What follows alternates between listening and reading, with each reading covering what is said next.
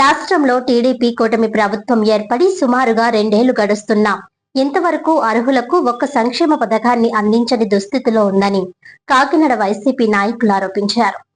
Kakinada YCP కార్యాలయంలో ఏర్పాటు చేసిన మీడియా సమావేశంలో వారు మాట్లాడుతూ పెట్రోల్ ధరలు పక్క రాష్ట్రాల కంటే మన రాష్ట్రంలో అధికంగా ఉన్నాయని, అది ప్రభుత్వంకు వచ్చే 31% పన్ను తగ్గించుకుంటే తక్కువగా ఇవ్వచ్చని అన్నారు. తమ వైసీపీ ప్రభుత్వ హయాంలో మహిళలకు ఆసరా, కాపు నేస్తం, విద్యానిధి వంటి పథకాలు ఇచ్చేవారని, అలాగే ఇళ్ల స్థలాలు, ఇళ్ల పట్టాలు కూడా ఇచ్చిన సంగతిని గుర్తు చేశారు. సిటీ ఎమ్మెల్యే వనమాడి కొండబాబు, ద్వారంపూడి చంద్రశేఖర్ రెడ్డి ప్రజల్లోకి రారంటూ చేసిన విమర్శలను తప్పుపట్టారు.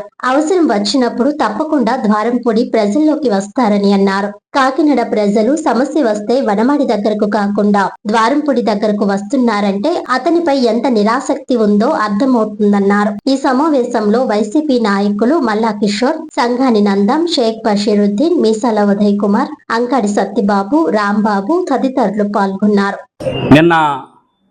మన కూటమి ప్రభుత్వం ఏదైతే పేద ప్రజల నడ్డి విరిచే విధంగా పెట్రోల్ డీజిల్ ధరలను పెంచడంతో మా వైఎస్ఆర్సీపీ పార్టీ పేద ప్రజల పక్షాన ధర్నా చేయడం జరిగింది. అయితే ఈ యొక్క ధర్నాను ఉద్దేశిస్తూ మన కాకినాడ సిటీ ఎమ్మెల్యే శ్రీ వనమాడ వెంకటేశ్వరరావు గారు మాట్లాడారు కొన్ని విషయాలు. అందులో ఆయన ప్రధానంగా మాట్లాడింది ఏంటంటే, ఎందుకు రోడ్డు మీదకి వచ్చి ధర్నా చేస్తున్నారు అని. మేము ఒకే ఒక్కటి చెప్తున్నాం, ఈరోజు మేము రోడ్డు మీదకి వచ్చి ధర్నా చేయడానికి ప్రధాన కారణం ఏంటంటే, మీరు 2024 ఎలక్షన్లో మీ యొక్క నాయకుడు నారా లోకేష్ గారు ఆయన ప్రచార యాత్రలో పెట్రోల్ డీజిల్ ధరలు వచ్చేటప్పటికి మేము గనక గవర్నమెంట్ మళ్ళీ వస్తే గనక పెట్రోలు డీజిల్ ధరలు చాలా గణనీయంగా తగ్గిస్తామని, నియంత్రణలో పెడతామని చెప్పడం జరిగింది. ఆయన మాటల్లోనే ఆయన చెప్పడం ఏంటంటే, ప్రజెంట్ అప్పటి వైసీపీ పాలనలో 100 రూపాయల్లో డీజిల్ ఉంటే కనుక 28 రూపాయలు రాష్ట్రానికి ఆదాయం వస్తుందని చెప్పారు. మరి దాన్ని సగానికి సగం తగ్గిస్తానని, అంతేకాక ధరలు కూడా నియంత్రణలో ఉంచుతానని పెట్రోల్ డీజిల్ ధరలు చెప్పడం జరిగింది. మేము దాన్ని ఉద్దేశించి నిన్న ధర్నా చేస్తే కొండబాబు గారు ఏం మాట్లాడతారంటే, చంద్రబాబు నాయుడు గారి హయాంలో 4 రూపాయలు ట్యాక్స్ ఎక్స్ట్రా ఉంటే దాన్ని 2018లో 2 రూపాయలకి తగ్గించారని, మళ్ళీ జగన్ గారు వచ్చిన తర్వాత దాన్ని 5 రూపాయలకు పెంచారనేసి మాట్లాడుతున్నారు. అయ్యా కొండబాబు గారు, ఇప్పుడు మామూలుగా నాలాంటి వ్యక్తి, చిన్న వ్యక్తి అవగాహన లేకుండా మాట్లాడాడంటే అర్థం ఉంది. 2 సార్లు ఎమ్మెల్యేగా పూర్తి చేసి 3వసారి ఎమ్మెల్యేగా చేస్తున్నటువంటి మీకు లాంటి సీనియర్ నాయకులు మాట్లాడేటప్పుడు పూర్తి అవగాహనతో మాట్లాడాలి. అసలు మీరు చెబుతున్న డీజిల్ పెట్రోల్ మీద ట్యాక్స్లో 2014 రాష్ట్రం విడిపోయేటప్పటికి ఓన్లీ వ్యాట్ ట్యాక్స్ ఒకటే ఉండేది. పెట్రోల్ మీద 31 రూపాయి, డీజిల్ మీద 22 రూపాయల పావలా. ఈ రెండు కూడా 100 రూపాయలు ఆదాయంలో 100 రూపాయలు పెట్రోల్ డీజిల్ వాడితే గనక అందులో రాష్ట్ర ప్రభుత్వానికి వచ్చే ఆదాయాలు 100 రూపాయల పెట్రోల్ వాడితే 31 రూపాయి రాష్ట్రానికి వస్తుంది, 100 రూపాయల డీజిల్ వాడితే 22 పావలా రాష్ట్రానికి వస్తుంది. మీరు వచ్చిన తర్వాత 2015 ఫిబ్రవరి నెల నాటికి అదనంగా ఫ్లాట్ ట్యాక్స్ అనేసి అని చెప్పి మరొక ట్యాక్స్ 4 రూపాయలు పెట్టి మీరు దండుకున్నారు.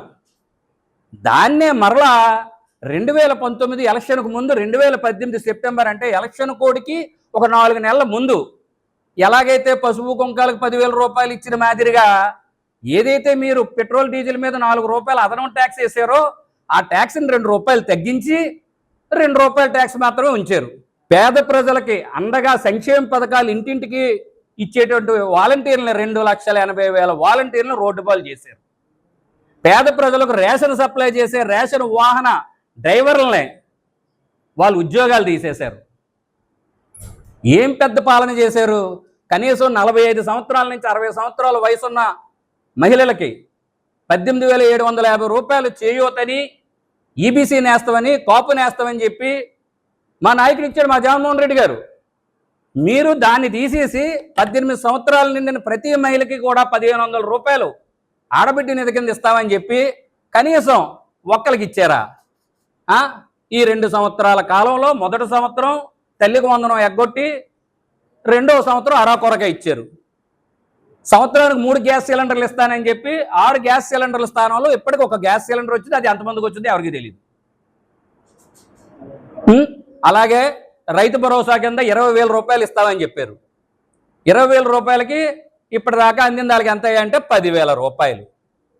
ఇలాగా మీరు జగన్ మించి సంక్షేమ పథకాలు మీకు ఇస్తామని చెప్పి మీ మేనిఫెస్టోలో అన్నీ కూడా చెప్పి ఈరోజు మీరు ఇచ్చింది ఏముంది? మీరు బాబు వస్తే జాబ్ వస్తుంది అనే టైపులో స్లోగన్ పెట్టి 20 లక్షల ఉద్యోగాలు నిరుద్యోగ యువతకు ఇస్తామని, ఆ ఉద్యోగాలు ఇచ్చేదాకా కూడా అధికారంలోకి వచ్చిన 100 రోజుల్లోనే ప్రతి నెలకి నిరుద్యోగ 3,000 రూపాయలు నిరుద్యోగ భృతి ఇస్తామని చెప్పి ప్రకటించారు. కనీసం ఆ ఊసు ఏమైనా ఉందా? అలాగే అన్ని వర్గాలు కూడా ఈ ఎంప్లాయీస్కి కొత్త పిఆర్సీ లేదు కదా, కనీసం ఐఆర్ఐని ఇచ్చారా? కొన్ని పిఆర్సీ అంటే మీకు ఇవ్వడానికి కమిటీ వేయాలి, కమిటీ నివేదించాలి, దాన్ని బట్టి టైం అవుద్ది. ఐఆర్ మీ చేతిలో పనే కదా. 2 సంవత్సరాలు అయ్యింది, కనీసం ఎంప్లాయీస్ చూసింది లేదు. ఇలాగ ఏ రంగం పడితే ఆ రంగంలో ప్రతి ఒక్కరిని యువత నుంచి వృద్ధుల దాకా ఎంత ఘోరం. భర్తలు పోయి ఉన్న మహిళలకు వితంతువులకు ఇప్పటికొచ్చి ఒక కొత్త పెన్షన్ లేదు.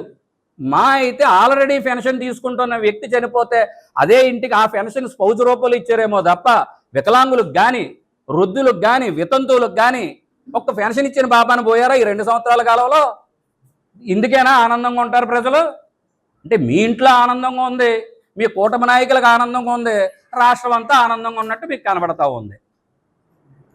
ఇకపోతే